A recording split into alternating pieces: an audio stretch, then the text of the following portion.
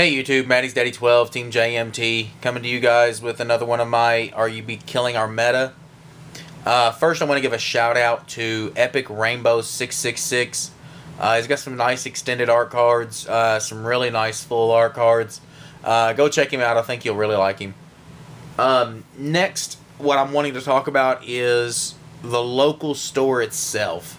The hobby stores, I'm a full believer in you should pay where you play. If a hobby store is willing to host a tournament for you, I feel like you should buy your product from them. I feel like a lot of these hobby stores will lose customers to a Walmart or a Target or something along those lines, and we'll go and we'll buy our stuff from there. But hobby stores struggle a lot more than what Walmart and Target and some of these bigger stores do. You know, I mean, they have to fight a little harder for their dollar than what Walmart does. So when you're buying a certain product like that, a lot of times you're going looking for a deal. And I mean, don't get me wrong, I love getting deals also. I love saving money. I mean, I'm raising kids, I'm raising kids, and I need to pinch a penny when I can. However, a lot of your hobby stores are almost always willing to give you, either match the deal that Walmart will give you, or will try their best to give you the same product at a reasonable price, comparable to Walmart's. And if they can't, they're almost always willing to cut you a deal on a different product. It may not be the one that you're exactly wanting, but I know, like, my store will let you pre-order boxes of the upcoming sets, and if you pre-order them, they're able to order them at a lot cheaper price, which means they can sell them to you at a lot cheaper price. Also, once you've pre-ordered it and you've prepaid for it, it's a lot safer for them to order an extra box knowing that it's already paid for than it is for them to order a box hoping that it gets sold. So a lot of you will find out that if you go to a hobby store and say, hey, this set comes out in 3 weeks, in 4 weeks, I want a box of this, you'll find out you can usually save $5 to $10 per box just by letting them know that you want that ahead of time. And the money that you would save by buying a box as compared to the single packs that you would normally buy at Walmart, if you add it all up, you will definitely see a savings there. So there's always money to be saved by going to a hobby store compared to Walmart. It's just that a lot of people miss it because they think of convenience. You know, I go to Walmart to pick up this, that, and the other, and on my way out, I'll just pick up one of the 3-pack specials, one of the special editions. You know, yeah, it's kind of convenient to do that, and if you've got the spare money, it's nice to pick those up occasionally. But like I said before, you know, these hobby stores have to fight for their dollar a little bit more than what the Walmarts do. So you should always be willing to go to your hobby store and buy from your hobby store. Like I said before, guys, pay where you play. And the reason I bring that up again is because these hobby stores are hosting your tournaments. Then let's face it, there's not a lot of Walmarts and Targets lining up to have tables set up in the front of their stores to have all the high school and college kids around town come in there and play Yu-Gi-Oh in the front of their stores. It's not going to happen, guys. Target's not going to host a Magic event for you. You know, Walmart's not looking to put Naruto tournaments in their in the front of their store. If you want to play those games, you're going to have to go to a hobby store. The hobby stores are the stores that are dedicating tables in their store for you to play. You know, and I mean, a lot of people will overlook that. I mean, when you take that many tables and you lay them out in a store, that's a lot of floor space that they could be using for more product that they could be selling, but they can't because they want to cater to the player, which is fine. I mean, that's where they make their money, is off the player, so they should cater to us.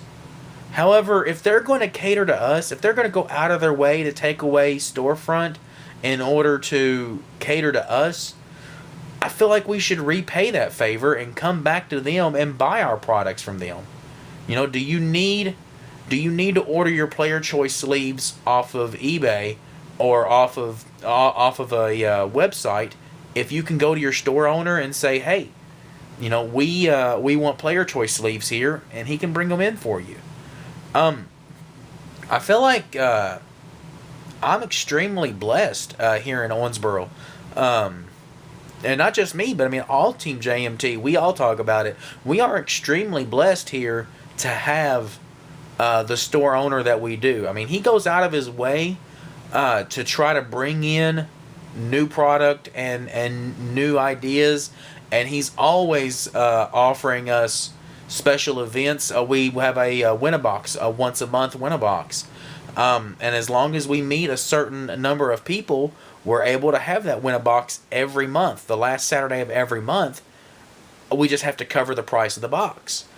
And you guys would see, if you will just talk to your store owners, there's a lot of store owners that would be willing to bring in these events, like a win-a-badge for Gen Con, or a win-a-box, or maybe even start doing cash tournaments. But what we have to do is make sure that we are making those tournaments profitable for the locals. That's one thing that I've always tried to do for Big Bang here, is make sure that the events that you have are profitable for the local or for the store. If they are, then the store is able to host a lot more of those tournaments than what they would be if they're not profitable. It always comes back down to the dollar, guys, and I hate it that this game seems to do that, and that card games themselves seem to do that. But it really does. It always comes back down to the dollar. As long as what's going on is profitable to the environment, then that's what they're going to do. I'm sorry, profitable to the store. Then that's what they're going to do. But what we have to do, guys, is we have to bring money into that store in order for them to be able and be willing to bring these kind of events to us. If you want bigger events in your area, you need to make sure that you let your store owner know that. And your store owner is going to be a lot more willing to do that kind of stuff if you guys are buying your products from them instead of going to Walmart and picking up the $4 pack there out of convenience, when you could come to your hobby store and pick it up there. So guys, there's just another little tidbit from me. I guess just take that and do what you will. Again, guys, I put it out there, pay where you play. A lot of these hobby stores are locally owned stores also, and what you're able to do when you buy locally is you're able to bring more, and instead of your money going out of your community, you're able to build your own community, not YuGiTube community. That's a completely different subject. I'm talking about building your actual community, your actual neighborhood, your real life town that you live in. You're able to build stuff there a lot easier when you buy locally. When your money goes to a local owner here, they're able to do a lot more with it on the local level than it would if when you buy a pack from Walmart and your money gets shipped off to wherever Walmart's home base is, I guess. I don't know. Mars or whatever. I don't know. Wherever Wally is at now. Or Sam. That's his name. Sam Walton. There you go. See, I know my Walmart history. Anyway, guys, I'm sorry. I got way off base on that. But yeah, guys, keep your money with your hobby store and make sure that you're buying product from them. Pay where you play, guys. Just pay where you play. I appreciate it, guys. Subscribe. Comment down below. Show us how much you love us.